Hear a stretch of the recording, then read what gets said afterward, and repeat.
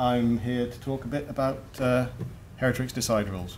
So we went into them in some depth at the GA last year, so I won't be going too much into exactly what they are. I'll give a quick overview.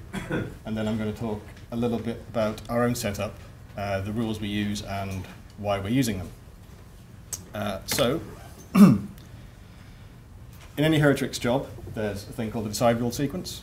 Just as a matter of interest, is everyone currently using Heritrix 3 and DecideRules, or is anyone still using old Heritrix 1, domain scope, path scope? One or two? Okay.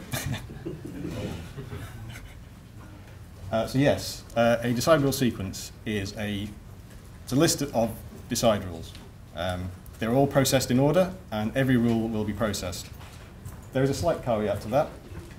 A decide rule has a method called onlyDecision, which I think for most decide rules in Heritrix is never set to return anything other than null, so it doesn't do anything.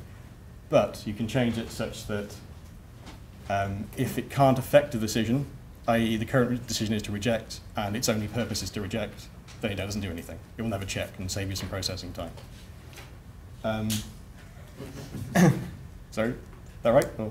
There's a bug in Heritrix. It doesn't actually work all the time. In theory, that's how it should. And the only possible decisions are one of those three. You can accept the URI, reject it, or don't do anything and let subsequent rules decide. So as of last year, we started our second domain crawl in June, somewhat later than planned, and it finished a couple of weeks ago, significantly later than planned. And those were the rules in effect. Looking at, it's only writing these slides, and for subsequent crawls, you look at it and think we should really simplify this a bit. There's a lot there, and some of them probably could be merged, but it's more about logically get the way you want to process it, the way you think about URIs, than getting them simplified. Kristen has a... Did you want to say something? No? Okay. Not going to point and laugh, that's all right. I'm going to quickly skip ahead to just this first bit. The logic behind the way the particular sequence. The way we process URIs is firstly to reject everything. And then we look for reasons to include things. Going back, the second rule, the cert prefix decide rule, explicitly includes anything that ends in .uk, that ends in .london, things like that. And then we then look for other reasons to include things, and towards the end, they turn into reasons to absolutely reject these URIs, things we definitely do not want. Now, some of them, the ones with asterisks, I'm going to quickly, no, I'm not.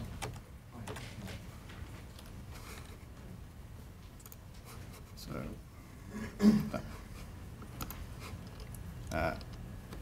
anyway, this is our actual config, somewhat illegible, from a currently running crawl.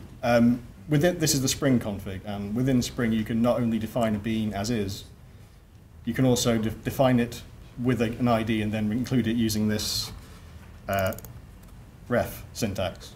Now the good thing about doing it that way is that because you define it externally, you explicitly give it an ID, which makes it easy to refer to. So for these ones, the external GUI location rule and the on-domain and hops path, we define those externally so that we can later change their values, turn them on or off, very easily either through scripting or with a sheet. And the ones that are struck out are turned off by default, and we use that, as I say, either through scripting or sheets to turn them on for certain domains, or disable them completely. I think that on-domains doesn't actually run for the domain crawl. It's just included because it's the same one we use for some of our more frequent crawls. And we also had a couple of somewhat experimental ones. The first time we've ever used them this year. The external geolocation decide rule, which I think I mentioned at the GA for anyone unfamiliar. It is in the Heritrix code base, but you have to implement your own version of the way it works. We use the MaxMind free geolocation database for ours, and it allows you to include anything which resolves to a certain country. In our case, if it's in the UK, we're allowed to include it. Legal deposit legislation says that anything physically located in the UK is in scope. And during the last domain crawl, it found 2.5 million hosts located in the UK that otherwise would not have been included, which is, given there's estimated between 3 and 4 million active UK hosts, that's quite significant. And we also included the compressibility decide rule, which I don't know if we've presented anywhere yet. Is that? Not in detail. It was presented at a previous IIPC meeting. Essentially, it's given a URI, you compress it, and things that are extremely compressible, I have a lot of repetition, or things that are very incompressible, I have a lot of unique garbage, can be rejected or included. In our case, we reject anything highly compressible or very incompressible. There's currently a job running in the background, and I'm trying to figure out exactly the effect of that rule.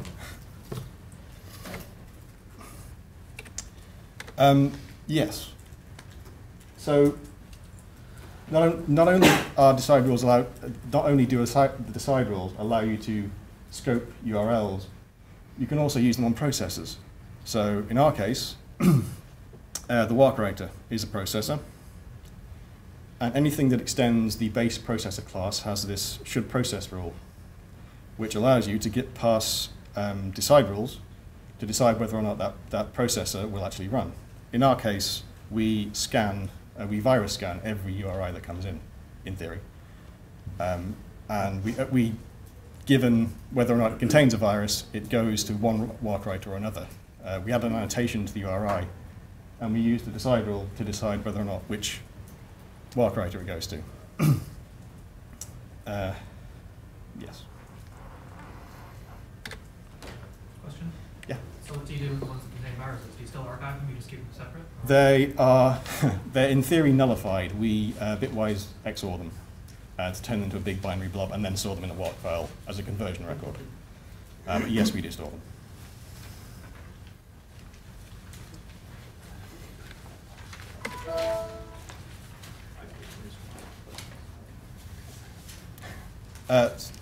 Just a couple of things about figuring out exactly what your decide rules do.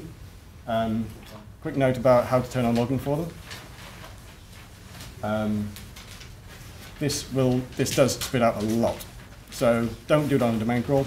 You fill up your hard drives very quickly. It will output the decision of every rule for every URI, so billions times number of rules. And fairly recently, I think in Heritrix 3.1-ish, they introduced this setting for the DecideRule sequence, which, if set to true, creates another log, the scope log, which contains the final decision for every URI. So the particular rule that caused that URI to be accepted or rejected, which is how we're tracking the results of the external GRIP and compressibility, because we can find out if it's logged in there using that, those were the rules responsible. That's the particular format.